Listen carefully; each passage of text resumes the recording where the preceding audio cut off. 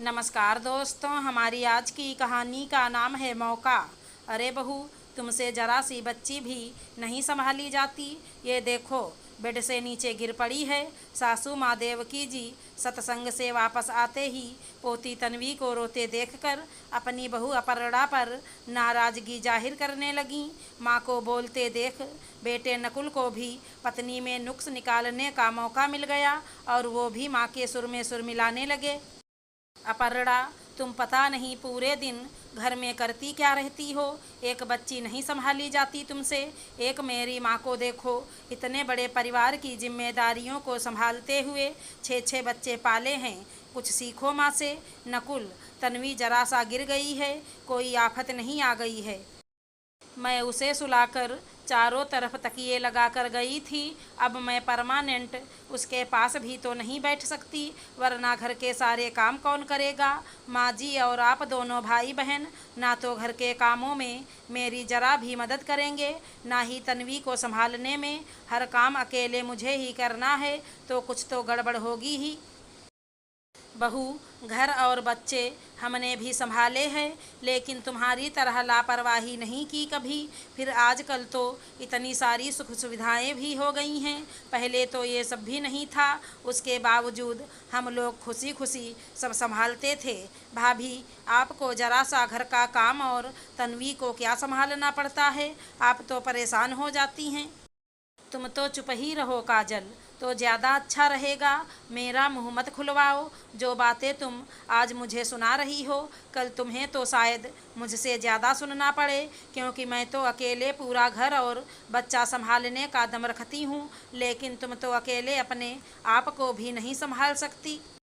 छोटी ननद काजल के बोलने पर अपर्णा का सब्र जवाब दे गया और जो सच था वो बोल दिया। अपनी बेटी से बहू को इस तरह बात करते देखकर देवकी जी बुरी तरह तिलमिला गईं और बोलीं, वो मेरी सबसे छोटी बेटी है, बड़े लाड़ प्यार से पाला है हमने। जहाँ जाएगी नौकरों की फौज आगे पीछे चलेगी, उसे कोई काम करने की ज़रूरत ही नहीं पड़ेगी। जब मैंने उससे कभी कोई काम नहीं करवाया तो तुम कौन होती हो उससे इस तरह बात करने वाली। देखा नकुल, जब बात बेटी पर आई तो माँ जी कैसे तिलमिला उठी, और मैं घर की बहू पूरे दिन जी जान से बिना किसी मदद के घर के सारे काम निपटाती हूँ, उसके बावजूद कोई मुझे ये सुनाने से नहीं चूकता।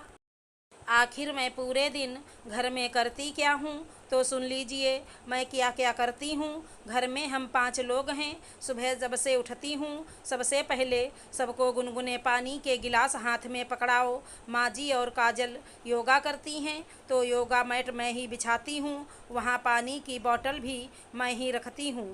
काजल को नींबू पानी वो भी मुझे ही देना होता है। माँ जी को योगा के बाद जूस मैं ही देती हूँ। तुम्हें बेड टी बेड पर ही चाहिए रहती है।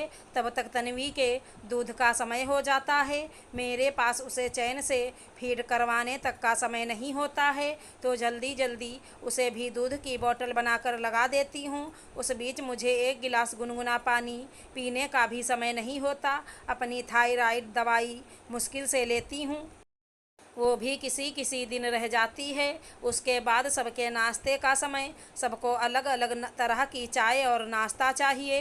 काजल को ग्रीन टी, माँ जी को ज़्यादा दूध ज़्यादा शक्कर वाली चाय, और तुम्हें कड़क कम शक्कर वाली चाय चाहिए। उस बीच मेरी तो कैसी भी चलेगी वाली चाय भी गायब, क्योंकि समय ही नहीं है बैठकर पीने का।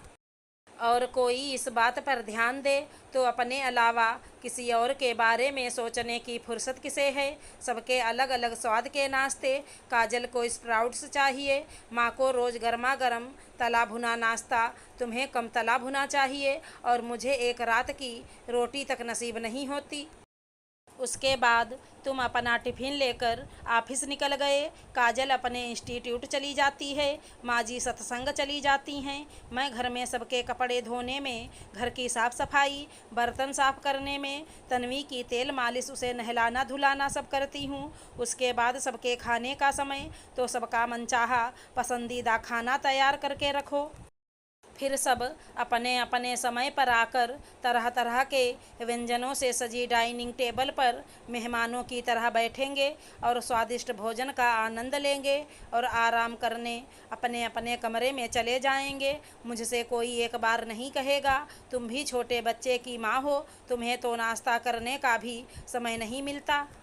लाओ थोड़ी देर तन्वी को मुझे दे दो, तुम खाना खा लो। माँ जी आप कभी खुद सोचती हैं या काजल से कहती हैं कि मेरी किसी काम में मदद कर दें या फिर बच्ची को जरा देर संभाल लें? नहीं ना, क्योंकि मैं आपकी बेटी नहीं बहू हूँ। बेटियों के फ़ोन आते हैं तो अगर जरा सी शिकायत कर दें कि माँ काम और बच्चों से फुर्सत नहीं मिलती तो आप कैसे दर्द से तड़प उठती हैं। और वहीं व्यवहार बहू के साथ करते जरा सा संकोच नहीं होता, बल्कि ये और जताती हैं कि तुम करती ही क्या हो। हाँ, आपने बड़े परिवार में रहकर 6-6 बच्चे पाले होंगे, लेकिन वो आपने अकेले नहीं पाले होंगे। बड़े परिवार होते थे तो बच्चे को संभालने की जिम्मेदारी सिर्फ माँ की नहीं होती थी।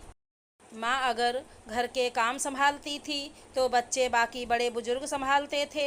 आप क्या कहती हैं? मैंने पूरी ज़िंदगी आपने बच्चों को पालने पोसने में घर की जिम्मेदारियों को निभाते बिता दी, क्योंकि मैं बेवकूफ़ सबको खुश करने के चक्कर में, सबके मुँह से जरा सी तारीफ़ सुनने के चक्कर में अपने ऊपर, अपनी बेटी के ऊपर ध्यान ही नहीं देती। ये लगता कि सब खुश रहें, सबका कर दो, मेरा क्या। मैं तो कुछ भी कैसा भी खा लूँगी, लेकिन उसके बदले में क्या सुनती हूँ कि तुम पूरे दिन करती क्या हो। लेकिन अब नहीं, अब सब अपने अपने हिस्से के काम खुद ही करेंगे और मैं अपने और अपनी बेटी पर पूरा ध्यान दूँगी। जब सब कुछ करके भी यही सुनना है कि क्या करती हो पूरे दिन, तो अब से वही करूँगी। अपनी बात कहकर अपर्णा बेटी तन्वी को लेकर अपने कमरे में चली गई। पीछे सासू माँ, नकुल और काजल अभी तक विश्वास नहीं कर पा रहे थे कि हमेशा चुप रहकर हर काम करने वाली अपर्णा इतना कुछ बोल गई।